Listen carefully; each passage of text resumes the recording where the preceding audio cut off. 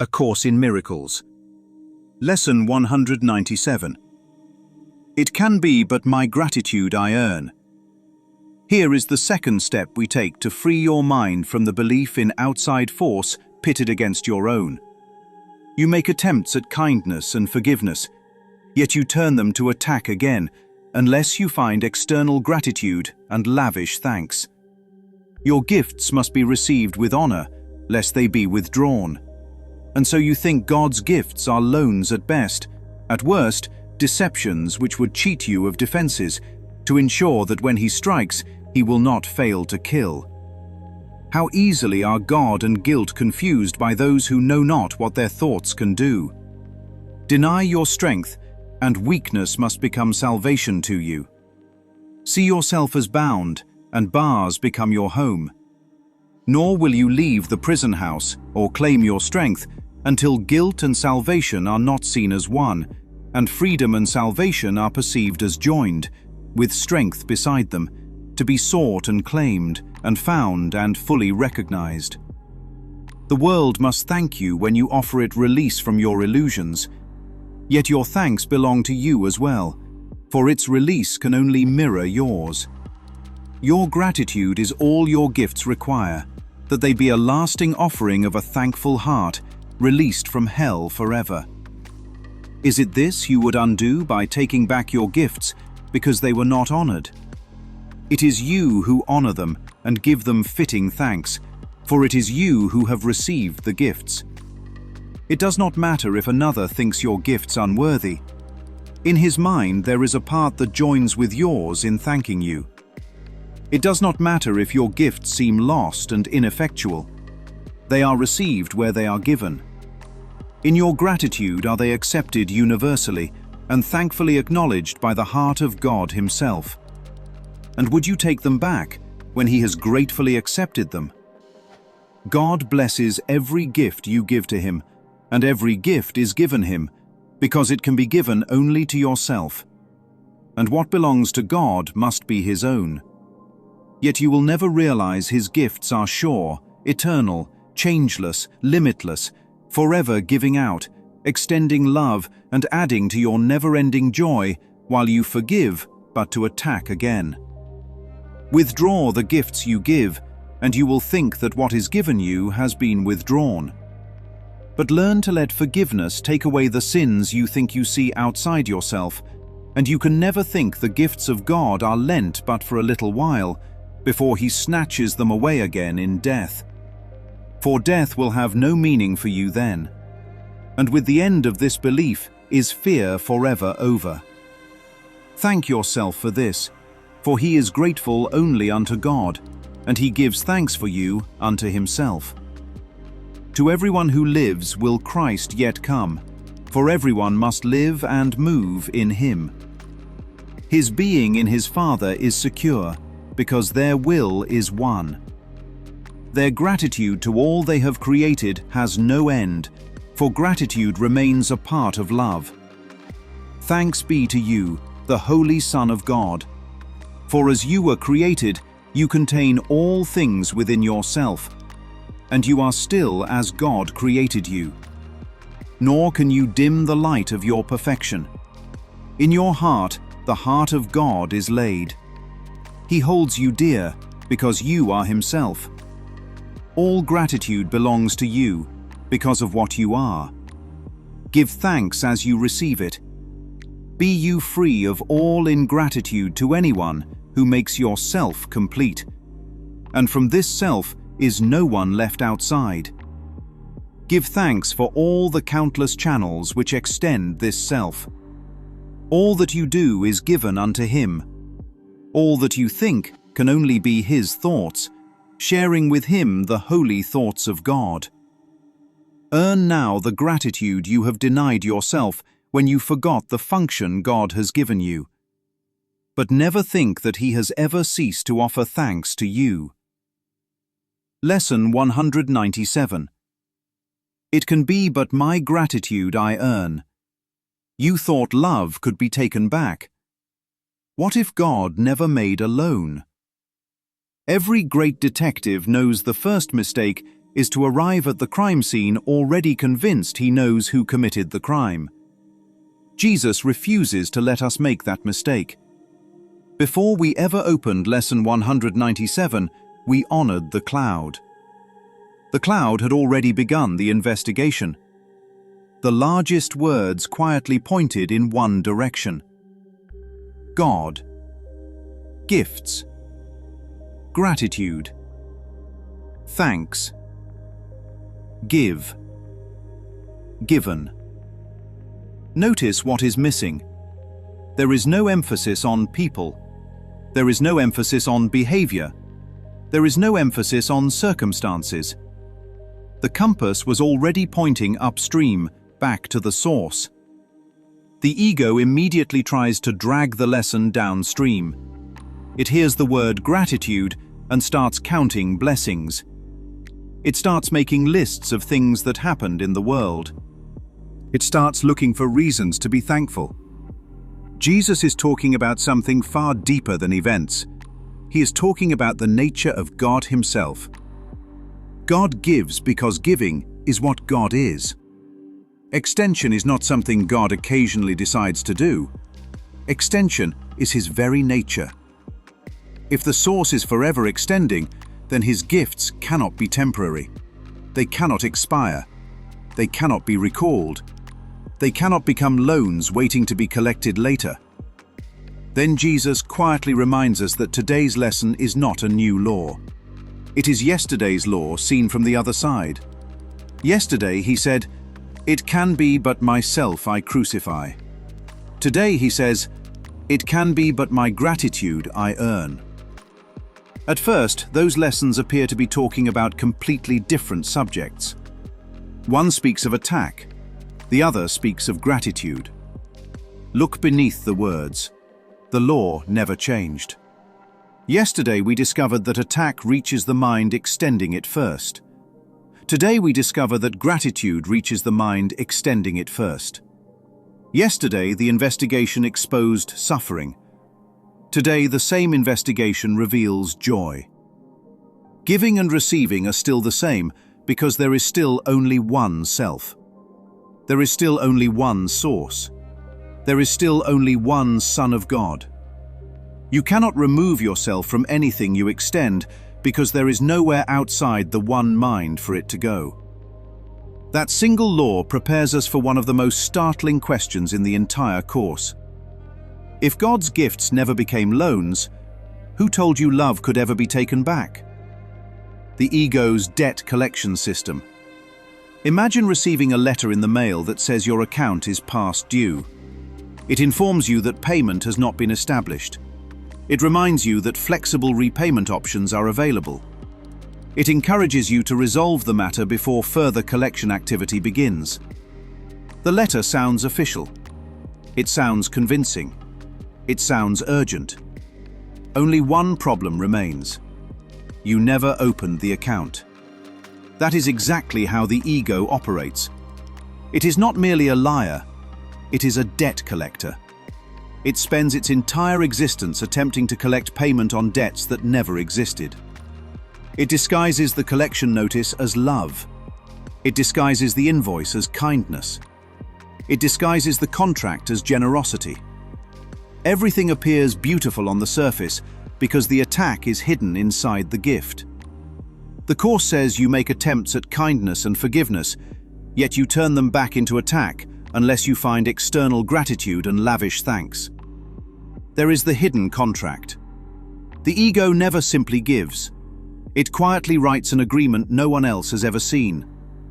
It expects appreciation, recognition, loyalty, validation, affection, agreement, obedience.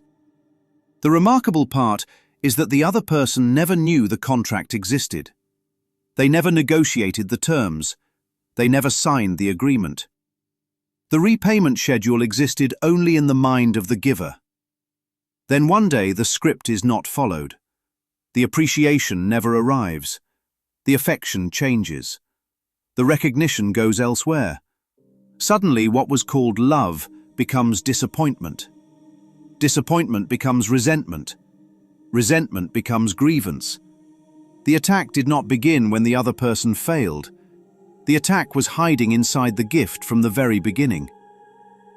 Last night, a young woman on TikTok unknowingly confessed the entire mechanism. She said she wished she could get paid back for all the love she gave to the wrong people. Most people heard heartbreak. Jesus would hear accounting. Listen to the language. Paid back. Wrong people. Immediately, someone has become the creditor. Someone else has become the debtor. An unpaid balance remains on the books.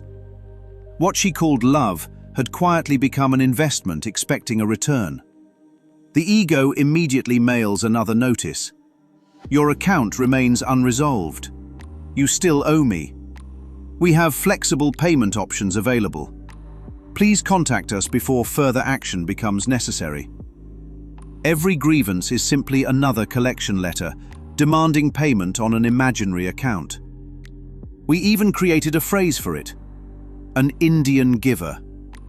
Someone who gives a gift only to demand it back or to expect something equivalent in return. The expression may be outdated, but the psychology remains alive and well. The ego has always been an Indian giver. It gives with one hand while secretly holding the receipt in the other. Then Jesus begins asking the kinds of questions every good detective asks. Who opened the account? Who established the debt? Who wrote the repayment terms? Who decided repayment was required? Who signed the contract? The investigation uncovers something astonishing. The ego wrote the contract. The ego signed both names. The ego mailed the invoice. The ego hired the collection agency. Then it spent a lifetime trying to collect payment on a debt that never existed. And once you see that, the whole case begins to collapse before the trial has even started. The gift never left the giver. Every good investigation reaches a moment when the entire case turns on one piece of evidence. For lesson 197, that evidence is only 6 words long. They are received where they are given. That single sentence destroys the ego's entire debt collection system. Think about what Jesus is saying. If the gift is received where it is given, then the other person was never responsible for completing the gift. They could not increase it. They could not reduce it. They could not validate it. They could not invalidate it. The gift was already complete before they ever became aware of it. That is why Jesus says, it does not matter if another thinks your gifts are unworthy. The ego hears that and immediately objects. Of course it matters. They ignored me. They rejected me. They never appreciated what I did. Jesus simply repeats the evidence. They are received where they are given. The recipient's response never determined the value of the gift because the recipient was never the source of the gift. The source was always the mind extending it. The moment peace is extended, peace is known. The moment forgiveness is extended, forgiveness is experienced. The moment gratitude is extended, gratitude is received. The gift does not stand outside your mind waiting for someone else's approval before it becomes real. Its effectiveness is contained in its extension. That is why the lesson says, in your gratitude are they accepted universally. Notice where the acceptance occurs. Not in another person's opinion, not in applause, not in recognition, not in a thank you note. In your gratitude. Gratitude is simply the recognition that nothing was lost by giving. The gift remains exactly where it has always been. Then Jesus takes us one step higher. He says, every true gift is received by the heart of God Himself. Why? Because every true gift is given only to yourself. The compass has been pointing upward from the beginning.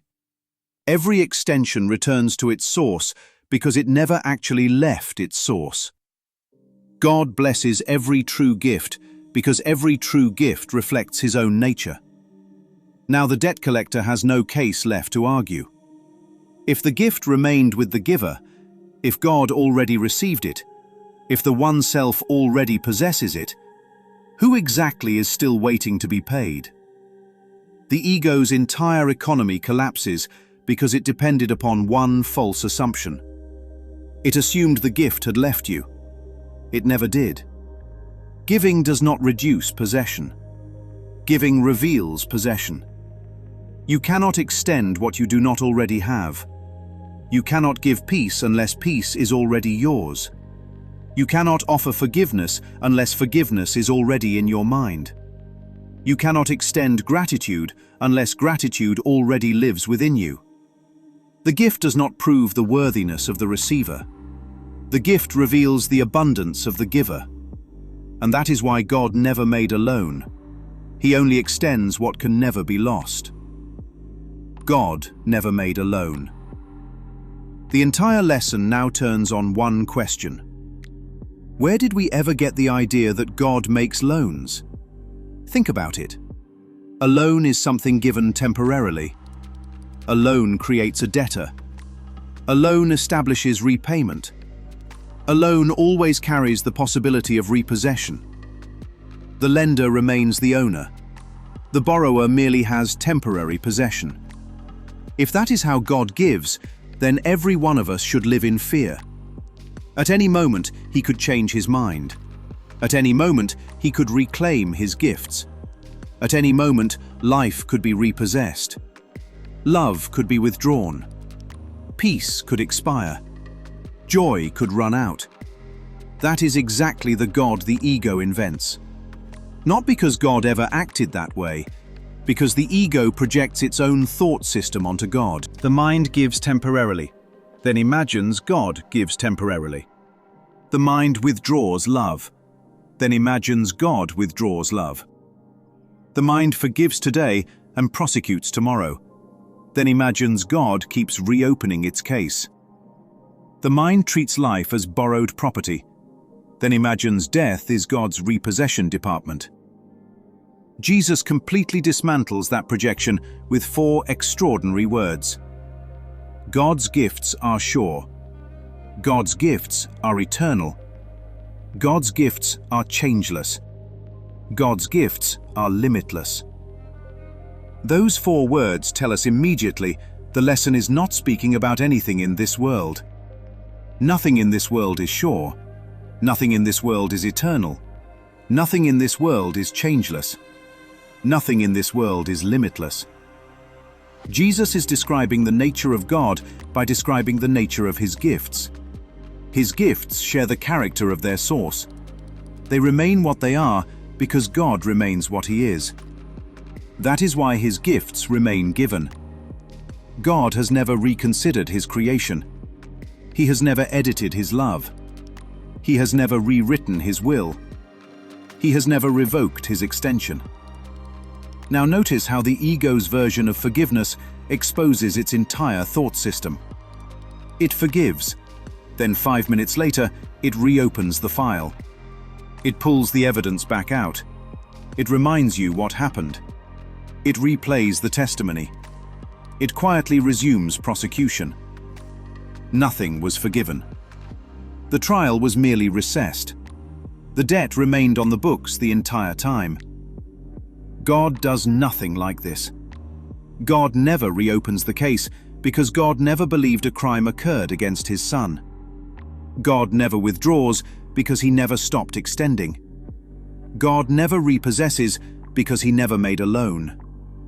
And if God never made a loan, then death is not divine repossession. It is merely another story the debt collector invented to convince the borrower that the account was still overdue. God has never stopped thanking you.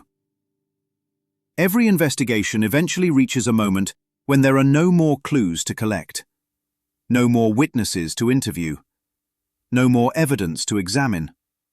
There is only the truth that was quietly waiting from the beginning. Lesson 197 reaches that moment with a sentence almost no one expects. Thank yourself for this. Notice how completely Jesus has shifted the direction of gratitude. At the beginning of the lesson, we thought gratitude was something we offered after receiving a gift. Now we discover gratitude was never traveling between separate people at all. It has always existed within the relationship between God and His one Son. The capital S self is not the personality. It is not the character you've been defending. It is not the storyteller carrying yesterday into today. The self is Christ, the one Son, the one extension of God, one life, one will, one being, one gratitude. Then Jesus quietly overturns another belief almost every religious tradition has taught. The world says your purpose is to thank God. The Course reveals that God has never stopped thanking you. Think about a loving father holding his newborn child. Does he wait to see whether the child becomes worthy before his heart overflows? Of course not. He recognizes his own child. Recognition comes first. Love comes first. Everything else follows naturally. God knows His Son the same way. Not because His Son finally became worthy, not because His Son finally behaved correctly, not because His Son finally learned enough spiritual ideas. God knows what He created because creation has never changed. He recognizes His own extension because His own extension has never left Him. That is why the lesson can say, "Thanks be to you, the Holy Son of God." Read those words slowly. The direction has completely reversed. God is not waiting for your gratitude. You have always lived within His.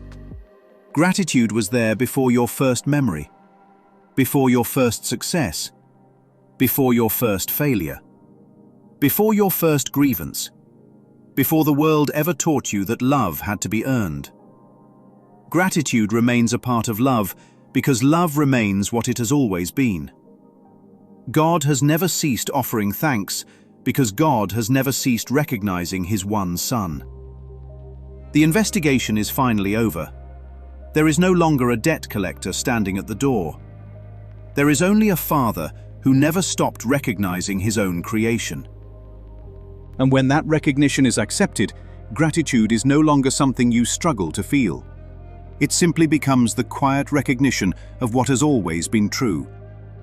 The compass always points home. Every investigation has been moving in one direction all along. Upstream, back to the source.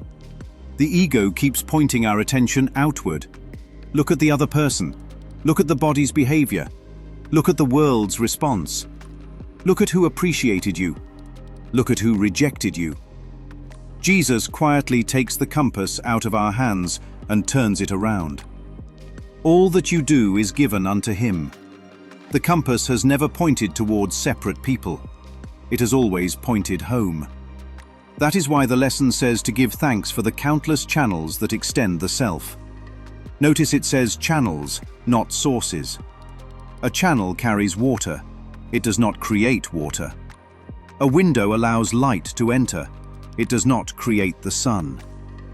Every brother is another channel through which the one self remembers itself. The forms are countless. The source is one. The personalities appear different. The stories appear different. The bodies appear different. The content never changes. Love extends through countless channels while remaining wholly love. Then Jesus takes us even farther upstream. All that you think can only be His thoughts. There is one mind. Not many minds trying to agree with one another. One mind expressing itself through countless channels. The Son is a thought in the mind of God. Ideas leave not their source. That sentence quietly unlocks the entire lesson. Gratitude leaves not its source. Love leaves not its source. Forgiveness leaves not its source. The Son leaves not His source. Nothing real ever departed from God. Nothing real ever traveled away from Him. Everything remains exactly where it was created. That is why giving and receiving are the same. Nothing actually moved. Only awareness expanded. Then Jesus reminds us of the function we forgot. God's function is extension. God extends because love extends. The Son shares the function of God because the Son shares the nature of God. You do not become the Son by extending love. You remember you are the Son because love naturally extends through what you are. To extend is to recognize. To recognize is to remember. To remember is to come home. That has been the compass from the very beginning. It never pointed toward another person. It never pointed toward the world. It never pointed toward getting something back. It always pointed to the only place it could ever point. The source. God. Yourself. And when the compass finally comes to rest, you discover it never really moved at all. It was simply waiting for you to stop looking downstream and remember where home has always been. The tide raises every boat. Stand on the shore for just a moment and watch the tide come in. Watch what it does. More importantly, watch what it never does. It never decides which boat deserves to rise. It never asks which captain has earned another chance. It never waits for gratitude before it begins to lift. The tide does not become smaller because it lifted another boat. It does not lose itself by giving itself away. It rises because rising belongs to its nature. Love extends the very same way. God does not give selectively. He does not pour himself into one son while withholding himself from another. He has no private tide. His love includes all because his love is all. The ego cannot understand that kind of giving. The ego believes blessing is limited. If you rise, perhaps I must fall. If you are chosen, perhaps I have been forgotten. If you are blessed, perhaps there is less blessing left for me. God knows nothing of that economy. The kingdom has only one tide, and it raises the whole sonship together. Then, almost unnoticed, the debt collector quietly walks back into the room one final time. He is still carrying his folder, still carrying his invoices, still carrying his collection notices, still convinced somebody owes him for what he believes he gave. But this time there is nothing left to collect. The contract was never signed. The account was never opened. The debt was never created. The gift never left the giver. It was received where it was given. God had already accepted it, because every true gift is given unto the self. The debt collector slowly opens the folder one last time. Every page is blank. Every invoice has disappeared. Every balance has been erased, because no balance ever existed. The entire case collapses under the weight of one simple question. If the gift was received where it was given, who still owes you anything? The answer is the same place this investigation has been pointing from the very beginning. God gives because God extends. The Son gives because he shares the function of God. Nothing is missing, because nothing real has ever left its source. No one is outside, because there has only ever been one Son. The tide continues to rise. Love continues to extend. And God has never ceased offering thanks to his one Son.